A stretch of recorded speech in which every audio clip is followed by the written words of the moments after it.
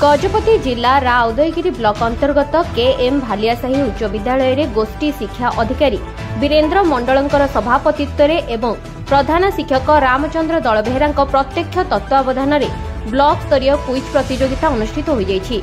उक्त उत्सव में मोहना विधायक दाशरथी गमांग मुख्य अतिथि भाव में योगदान करने सहित अतिरिक्त गोष्ठी शिक्षा अधिकारी युधिष्ठिर बेहेरा एवं श्रीनिवास सम्मानित अतिथि भाव में कार्यक्रम को सफल कराइथिले। एही परिप्रेक्षी में राउदयगिरी ब्लॉक रे थिबा 127 विद्यालय 218 जन छात्र छात्री अंशग्रहण करने सहित 103 जन शिक्षक शिक्षयित्री मध्य उपस्थित रहिथिले।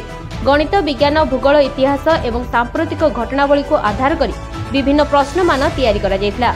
पिलामानंकु उपकनिष्ठ कनिष्ठ एवं वरिष्ठ तीनोटी विभाग रे भाग करा जाई साधारण ज्ञानर परीक्षा हेबा सहित कृति प्रतियोगी मानंकु पुरस्कृत करा जायतिला। ଏହା ସହିତ ଅନ୍ୟ ସମସ୍ତ ପ୍ରତିଯୋଗୀ ମାନଙ୍କୁ ପ୍ରମାଣପତ୍ର ସହିତ ସାନ୍ତ୍ୱନାମୂଳକ ପୁରସ୍କାର ମଧ୍ୟ ପ୍ରଦାନ କରାଯାଇଥିଲା।